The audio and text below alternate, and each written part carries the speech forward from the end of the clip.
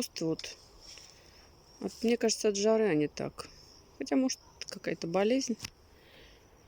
Кусты, да, пожелтели, наверное, от жары. Мне так кажется, что в такую жару вот не нравится. Хотя, может, это какая-то болезнь. Не знаю.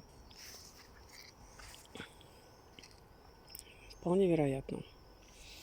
Ну, вот так вот они желтеют у меня в солнечную погоду. Как будто их вот сгорели они на солнечных лучах. Ожог. Как будто получили ожог. А ирисы вот эти вот желтые ирисы, которые у меня цветут, они, которые с меня ростом, они 1,60 м точно есть. Вот такие зелененькие стоят. Они потрясающей красоты. Как для ландшафтного дизайна это просто что-то с чем-то.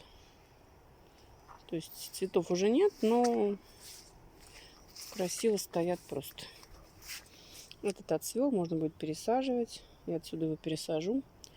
Вон туда он будет сидеть у меня там, в той части.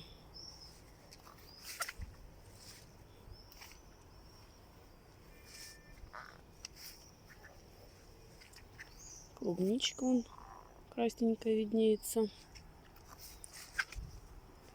Грушки растут. А вот тыква, которую я обрабатывала им, обильно поливая. Смотрите, какая красота. Ну, это ж такая красота. Прет прям. Прет вовсю. Больше я их поливать не буду. Им достаточно вполне того, что они получили. Пусть растут. Хватит.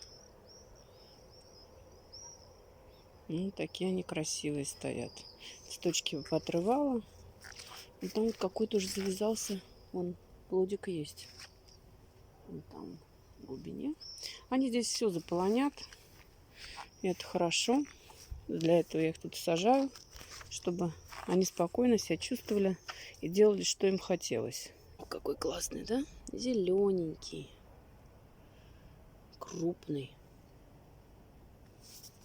Не то, что тот больной. Его надо бы прополоть, потому что вот столько надо прополоть. 10 метров.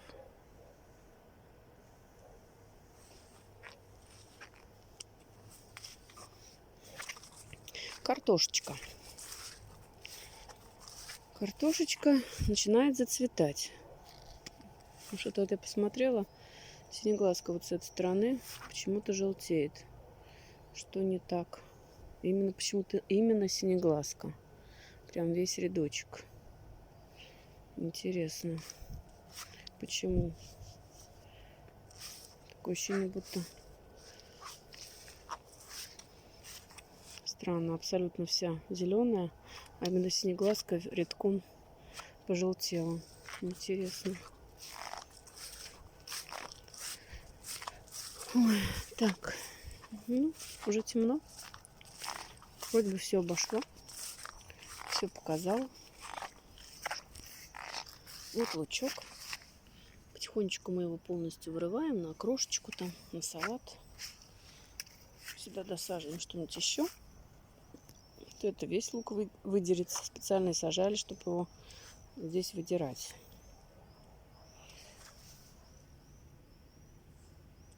На перо, на еду. Надо прикрывать, а то съедят. Быстро найдутся желающие.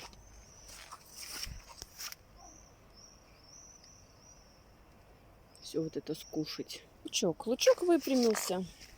Зелененький, позеленел. Пошли новые перышки. Вон, посмотрите. Да. Все-таки справились мы с этой проблемой. И лучок выровнялся. Поднялся, выровнялся. Перья стали хорошие, толстые. А все, еще раз говорю, чудо-средство. У кого желтеет лук, срочно сделайте. Это средство. Смотрите, какая большая семейка. Вот. Мне помогло. Пошло зарождение головок. Вон сколько появилось-то. Вообще ничего не было. Стал толстые перья, сочные, вон они. Смотрите, как хорошо пошел. Я еще обработаю. Хотела сегодня, но посмотрите. С каждым днем он все лучше и лучше. То есть работает.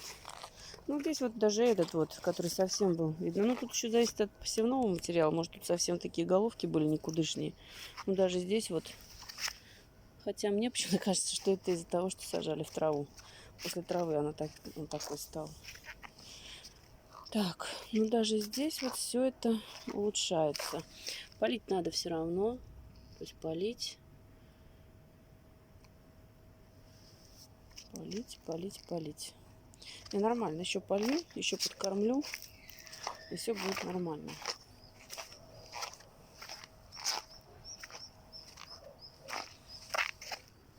Вот видите, какой стоит. А он какой желтый был.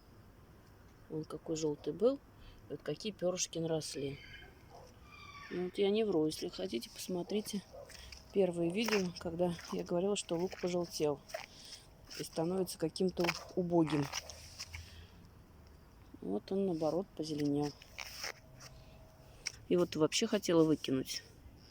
Даже есть вон горошинки. Сегодня я полила вот эту сторону. Вот это вот прям. А то не стала. Не захотела больше набирать. Полила только вот эту. Ну, морковку тоже подкармливала. Вон такая пушистая. Тоже полила ее между грядок. Между рядов. Капусту начали жрать. Но я ее сегодня дегтярным мылом. Зеленое мыло дегтярное. Попрыскала. Не знаю, как. Что это подействует или нет. Посмотрим. Эксперимент. Это кабачки. Я их рассадила. Убрала здесь 12 штук. Отсюда, с этой вот маленькой грядочки, я убрала 12 штук. Посадила на навоз. Здесь, по идее, надо еще было бы убрать 3 и оставить только 6 штук. Но, так как они уже настолько большие, что жалко, решила, что пусть они туда, на ту сторону идут, к забору, и бог бы с ними. А эти я просто буду убирать, чтобы они не мешали моей свеколке. Свеколка растет. Завтра я его буду полоть. А то как-то безобразие какое-то тут творится. С утречка встану и пойду полоть. Сидят перцы у меня посерединке. Их хорошо обдувают. Специально посадила их посередке, чтобы сквозняком все обдувало, чтобы не было на них болячек. Я думаю, что проблем с перцем не должно быть. Они прям сидят к месту.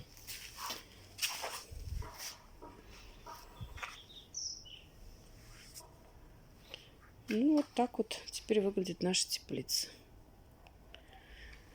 Что касается вот этого шланга, который купили, жуткий шланг, то есть жуткий комплект, я не знаю, из чего он сделан, но это Г, который надо на выброс. Оно все трескается и просто течет со всех щелей. То есть надо покупать обычный шланг и что-то из него мутить, потому что это все ерунда. 3000 запорола, непонятно на что, то есть выкинутые деньги. Ну, вот такие вот дела.